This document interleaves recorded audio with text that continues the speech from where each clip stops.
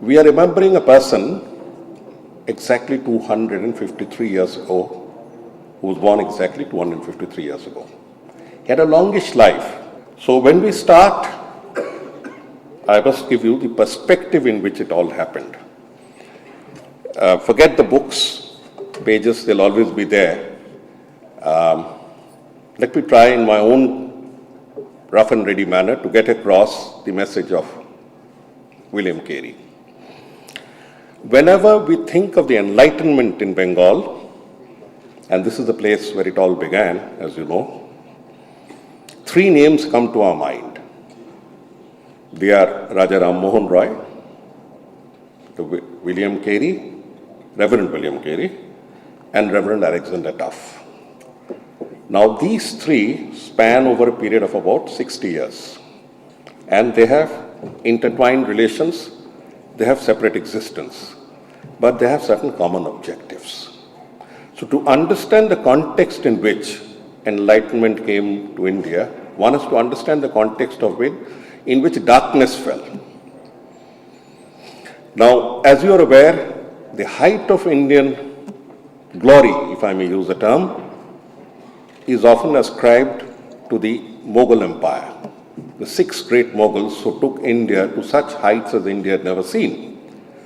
1707, Aurangzeb breathes his last. Aurangzeb remains a bit of a mystery and a controversy, and I would submit to scholars that we need to look at him properly once again. Nevertheless, in 1707, when the might of the Mughal fell, what happened to this hapless country called India? We had 3 successors, one after the other, in the Red Fort of Delhi, and the third among them was called Muhammad Shah Rangila. So you can get the tenor of what I'm getting at. The fall of the Mughal Empire was swift, quick, and at the same time painfully slow. Regime after regime threatened the Mughals, and India was thrown into an anarchy that we'd like to forget. But on the shores of India, there were several European powers, I would use the word trading outposts, that had already started making their presence felt. It is these trading outposts that were ignored by the rest of India that would ultimately capture the soul of India, the body of India, the might of India. But to come to that story, we move from 1707 to 1757, 50 years. 50 years later, after this internecine wars and the Marathas, the Jats, the Rohillas, and everyone fighting it out, and fragmentation of the polity taking place, Bengal breaking free under Alivardi, we get a scene where the solutions have to come out in open battle. And this battle is known to all of us, the Battle of Plassey, Palashi Juddho. Most people tend to think that Plassey was the decisive battle in India. I can see Dr. Mahatab sitting there, President of the Historical Society. I can see some other historian sitting, but I would submit with all humility that it was not so.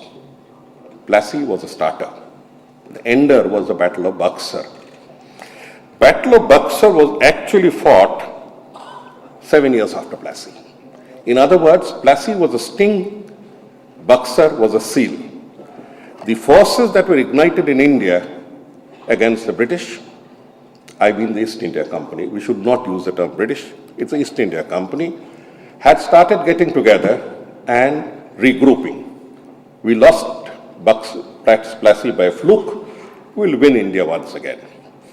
So the combined forces of the Mughal was Shah Alam II, the forces of the Nawab of Oudh, Shuja Abdullah, and the force of the Nawab of Bengal, Bihar, and Odisha, called Mir Qasim, met the British in a combined force that lasted 22 days. Okay, you get the backdrop. The Indians lost the Battle of Buxar. And after that, the company's power steps in legitimately, because after that, they are accorded the legitimate right called Diwani. But this period is worse than what it was earlier. The company doesn't know how to rule. It's not the company's business to rule. And the company, East India Company, makes, if I may put it in very short, a hash of things. We get one of the worst famines in Bengal in the 1780s, 1770s. The landscape is devastated, the old zamindars are finished, the rent collectors are not there, the Sipahi cannot be found. People live in a state of insecurity, the Marathas come in from the left side, you don't know what to do. It is at this period that we get the British finally get up, or the East India Company finally get up, through a trio, Clive, Hastings, and Cornwallis. All three of them actually defied their own company. That's the interesting part. None of them listened to what the company said. The company asked them to refrain from getting caught into the mess of India. The more the company said, the more these three got in. And they planted the flag of the United Kingdom here, defying the company. The company made it clear. So in 1786, you start getting a new brand of zamindars coming up. Many of us in this hall who carry titles, many of us who are here, actually arose from that stock. And many of us here arose from the stock of people who were oppressed by them. We have both. Having said that, in 1789, an event happened in Europe which shook the world. This was liberty, equality, fraternity. Liberty, equality, fraternity, the beginning of democracy. This was the French Revolution. And in 1789, in Bengal, 2 miles from where we are sitting, the East India Company locked up the window of democracy. At a time when the world was moving forward, finishing off feudal lords, the East India Company imposed a new regime of feudal lords, new regime of zamindars. That was a retrograde step. And it was in this year, 1793, that we get a diminutive young man arriving on the shores of India. This man, who has not yet been positioned where he should have by now, is the person we shall discuss. But in the backdrop of the anarchy, in the backdrop of the new rising zamindari class, in the backdrop of a confused company, if I may use the term, William Carey did not come on a British visa. First point, he came on a Danish visa. He got up on an East India Company, East India man, as I call it, the ships, and he was disembarked. The moment they learned he was a missionary. This was the relation that the East India Company had with the missionaries of any denomination. This was the act, so my first thing. Second is that the East India Company was, it's often a mistake to feel that because the East India Company or the British rule was here, they were ambivalent, they were supportive of the spread of the gospel. I would again submit most humbly that the gospel spread in India in spite of the company, not because of the company. In spite, it happened because of the dedication of certain very pious, strong humans. And one of the strongest I've seen, one of the weakest in his frame is Reverend Dr. William Carey. He starts his life in 1761, 4 years after our Battle of Plassey, son of a clerk, schoolmaster. By 14, as Reverend Biswas has said, he was apprenticed as a cobbler. By 18, he had become a cobbler. A man who was a cobbler. But listen, let's not forget, where Europe was concerned, these cobblers and other professions were not demeaning. It is India that was unfortunate enough to have such demeaning pejoratives attached to professions. Let me give you a small example. When you look back today and you see that the world's first-rate leather crafts are led by companies called Armani, Gucci, Dubana, whatever, and all these companies, Prada. These are the high-class brands. Most of them are in Florence. And I happened to go to Florence as I was then Development Commissioner for Small Industries, and I happened to go to Florence and found that the Duomo, the cathedral, was a center. Now, what has the cathedral got to do with brands? It's very simple. Saint Francis of Assisi was a lover of animals. And it was the Franciscan who were in charge of the Florentine Cathedral. And for the last 600 years, the Florentine fathers had been experimenting with leather and passing on this wisdom to those who dealt with leather. It takes 600 years of research and dedication to produce such world-class products. And in our country, anybody who touched leather was shunned. Just a story. This is the background of the Italian great designs. So here was a man who was a cobbler by day and a student at night. Self-taught, by 21, he had mastered Latin, Greek, Hebrew, and Italian. 21. And 21, all we know is the name of a few cinemas. And he had already started moving on to learning Dutch and French. But by 22, he felt the calling in his heart, and he joined the Baptist denomination at 22. In 1789, that's 6 years after this, and I've used the word the year 1789 just to remind you, this was the year when the volcano burst in France, the year of the French Revolution.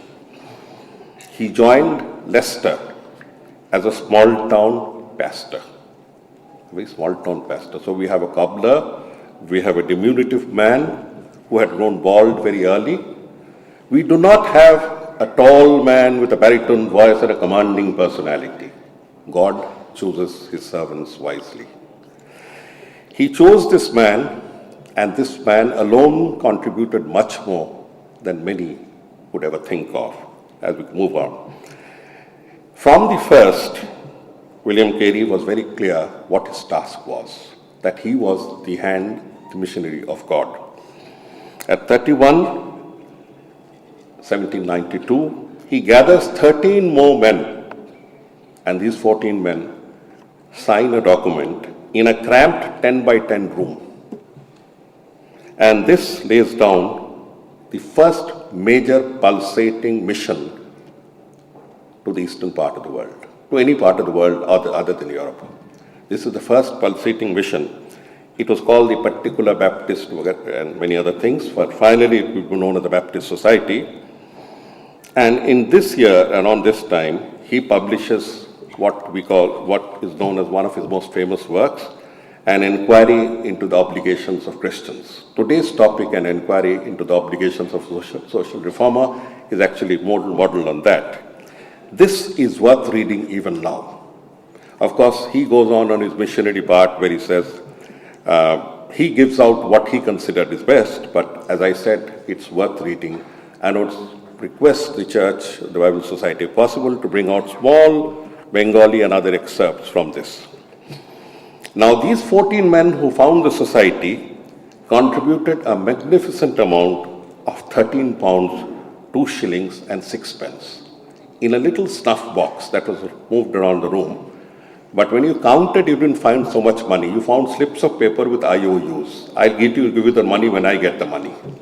This is the beginning of how the Church Missionary Society spreads. The first mission would have to be led by someone courageous enough to face the tropics, face the tigers of the East Indies. And this diminutive man, this person volunteers. He brings his wife, and his wife quarrels. Wife practically refuses to go. But then we have these problems everywhere. It was not the first case. We have such problems, and he sort of almost cajoled her to come along with her, and brings in 5 children, Dr. and Mrs. Thomas. And as I come back to the ship from which they were offloaded, they get offloaded from a East India Company ship and find their refuge through the Danes. The Danes had a very, very thriving Baptist denomination, and the Danish give him the visa. He visas to all of them. And since they can't land in Calcutta, because remember, till then only Calcutta was in the possession of the company, they land on the other side, Serampore, the Dutch colony, a Danish colony. There's a mistake in my book. In page 3, it's written Dutch ship. It's actually Danish ship. That happens when you write at 3 o'clock in the morning. Now, we move on. This man who came to India with such a passionate mission, what did he have about him? First, tenacity. Tenacity, tenacity, tenacity. Vision can be there in many, dreams with many more, but tenacity is what counts. I'll read out a small portion. The best description of William Carey was education minimal, degrees none, savings depleted, political influence nil, references a band of country preachers half a world away. So what were his real resources? A weapon of love and a desire to bring the light of God into the darkness. This propelled this man with nothing else, and two things that would stand out in his life. One was what we call utter tenacity. In spite of adversity, he just did not know the meaning of the word no. And number two, his love for whatever he touched. And that applies to Bengal, that has been bestowed a lot with the love of William Carey. The fact that the government of India recognizes him through a postal stamp, the fact that the Indian establishment does not decry him as they did for many of their British masters who had more resplendent robes and titles, speaks for itself. Here was an unpretentious cobbler who landed up, and to start the first experiences, I would submit that he would be the person who makes the first 3 dictionaries from Sanskrit, English to Sanskrit, from English to Bangla and back, and from English to Hindi. He starts with 6 Indian languages. But then, what was the source of his sustenance? He didn't have any money, nor was the mission rich enough to send. The mission of today has certain resources, but think of those days, nothing. So he takes up a job as a manager in an indigo company. Cobbler, he earns a little bit of money from that indigo company as a manager, and from his savings, he starts putting his entire effort on the mission. Serampore turned out to be the first missionary headquarters, and for those of you who have not gone there, or those of you who will visit it, please see it with a new light, because it is there that the first community, we can actually use the word community living, started, because William Carey insisted that all of them pool their efforts together. The Baptist Mission Society was soon joined by William Ward, John Marshman. William Ward, John Marshman, and Carey became the Serampore trio. And the history of Bengal, we remember 2 more persons. One is those who have a knowledge of Bengali literature will remember the contribution of Ram Basu, who was the father of the Bengali prose and the first historiographer of Bengal. He was one of Carey's assistants. And there's a beautiful book called Carey Sahib and Munshi. It's a very beautiful Bengali book, Carey Sahib and Munshi. He was Carey's Munshi. Ram Basu sets the first trend in Bengali literature by moving on to prose. Along with him, he gathered most talented people, and he gathered one typesetter who would also make his name, Panchanan Karmakar. These would fulfill the dream that he gave it. And incidentally, I may break for half a minute to mention to you that the new lot who came in from the Baptist Society, Joshua Marshman, William Ward, John Fountain, William Grant, none of them got British visas. They all came on a Danish visa. So you can understand the tension that was still going around. And the first thing that they felt was a need for a college, a training institution for pastors, basically. And this institution, Carey was determined to make it the first college in India. funds stood in the way, so it became the second college in India, the first being Presidency. 1817, and this was set up in 1818, Serampur College. I had the good fortune when I was Education Secretary of Bengal of having attended the meetings and the governing body and the trust meetings of both. And I could still see palpable undercurrents between the two of them, hundreds of years later. The Serampur College became the second college in India, driven completely by private effort. But it became the first real university in India. And how on earth did that happen? Because Calcutta University, Bombay University and Madras University would come up under the University Act of 1857. This was a charter granted by the Danish king, which made Serampur College an affiliating college for a university. So technically we have the first Asian university being set up in Serampur. Now, what was the condition for these 5 men after the college was set up? Bankrupt. Complete. All of them were bankrupt, and we have gory details about what bankruptcy. So colleges and schools who complain about shortage of funds may kindly choose to remember that that has been the history of all educational institutions all their lives.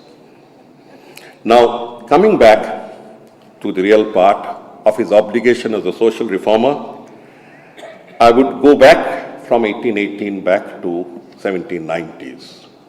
Among the evils that William Carey saw, one was sati.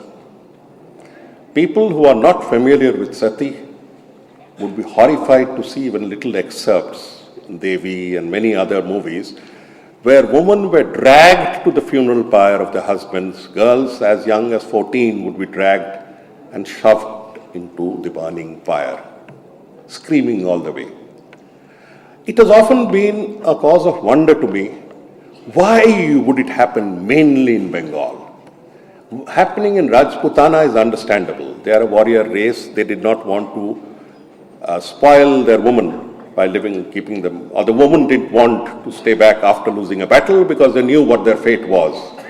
So some of them may have voluntarily gone, not a sign, not at all a supportable phenomena, but still one can make one sense of understanding. But why on earth would this happen in Bengal? It happened because Bengal was progressive. What on earth am I saying? If Bengal was progressive, why should sati happen? We are talking of a contradiction. Ladies and gentlemen, life is full of contradictions. When Hindu property laws and Hindu codes were being laid down, the rest of India, all of India, followed what we call the Mitakshara system, which meant that properties would go to the sons. The ladies would be left out, women of the house were left out. Bengal had a fiercely strong matriarchal tradition or maternal tradition, which is found in the goddesses of Bengal in Hindu society. As a personification of this, the law of property in Bengal was built on the principle of Daya Bhag, which meant compulsory share. Because property had to be given to the widow, dispose her off. Dispose her off. That's it. We can come to the subject some other time, but for those who have been wondering why sati was so prevalent in Bengal, the fact is he protested against sati, and here he was joined vociferously by Raja Ram Mohan Roy. The same Ram Mohan Roy who we find with Alexander Duff, the same Raja Ram Mohan Roy leads it. Very interesting. All three of them, Ram Mohan Roy, Alexander Duff, and William Carey, were deeply, devoutly religious persons who set up their own denominations, missions, and institutions. Why? What distinguishes them from the later legitimate rulers of the United Kingdom? If you choose to remember, 1835 was the minute on English education about which India protests even till today. Macaulay's Minute on Education, which forced English without a choice, that English shall be the only subject on which the state shall give benefits. See the attitude in 1835 and see the attitudes of those who had found their light under God. They left it open. Those who had conversations with the Almighty were in a position to tackle everything in its own equilibrium. And those who thought like lords and bureaucrats decided to impose. There is no protest about Alexander Duff, there is no protest about William Carey, there is no protest about Raja Ram Mohan Rai. All the protest is on the Minute on Education. Some other time I'll explain that. So this happens. Now what is his target? He sets up this printing press in 1800. The very, very famous printing press, where I have already referred to as Panchanan Karmakar and many, many pundits. Why is it important? Why do we on earth do we have to remember a printing press? A, it was the first printing press in India. B, he got into every conceivable language of India. For the first time after hundreds and hundreds of thousands of years, the written word, the manuscript, was lending itself to typeface. And there's a difference between the written word and the typeface. আমরা যখন লিখি এক ভাষায় লিখি, আমরা যখন ছাপাই আরেক ভাষায় ছাপাই। ছাপার ভাষা, the language of print, the vocabulary of print, the grammar and syntax of print would all be made in Serampur, not only for Bengali, Hindustani, Urdu, Persian, Arabic, Tamil, Telugu, everything. And whatever was chosen by these two persons or this band remains the standard till today. The arrangement of letters, the fonts, the translations. Now he was not there to translate in the void. He was not there for translating for the sake of translation. He was translating the message of God, the Holy Bible, the New Testament to be more precise. And this first Bengali version of the New Testament comes up on 7th of February, 1801, which is a red letter day in the history of this state. He starts Sanskrit translations, and what is not known is he starts English translation of Hindu Sanskrit texts. Now these are aspects that are not brought out, because if these are brought out, the historical balance becomes clear. He starts with a target of 35 languages. As he proceeds, on 1812, we get a devastating fire, everything wiped off. What do you do? Any other man would have broken down. He takes 5.5 months to set up the press once again. Where did he get money from? From God. Where did he get the energy from? Again from God. That is what makes William Carey William Carey. He starts his lifetime work of translation. He, not only the Hindi New Testament, he ultimately in his lifetime, he managed to bring out 44 language editions. So 44 languages and dialects of India owe their haraf, the script, to one man. And every time you go back to any literature, it's the first, it all began with William Carey and the Serampur Press. That is taken to be the authentic one, because they went through all the trouble of trying to bring out every alphabet and finding how difficult it was without a conjunctive line or a sentence, and then coming to their own solutions. In addition, he brings out one of the classical works on Bengali grammar. Our grammar was not yet set till then. Grammar, he brings out magazines, and he brings out The Friend of India. The Friend of India is a forgotten journal. You remember its successor, The Statesman. If you observe The Statesman, you'll see, even till today, it writes, incorporating the Friend of India. The Friend of India was started there. But did he manage to do everything on his own? And how did he manage to do? Did he have any smooth sailing? We just heard about the press being burned. We first heard about his problems with the British government. Incidentally, when we talk of sati and the abolition of sati, one of the reports that the Governor General wanted to make out, because Ram Mohan's contentions being opposed by the Brahmin priests, so he wanted a third party's opinion, and the third party opinion was made by Reverend Gary. Remember, it's the same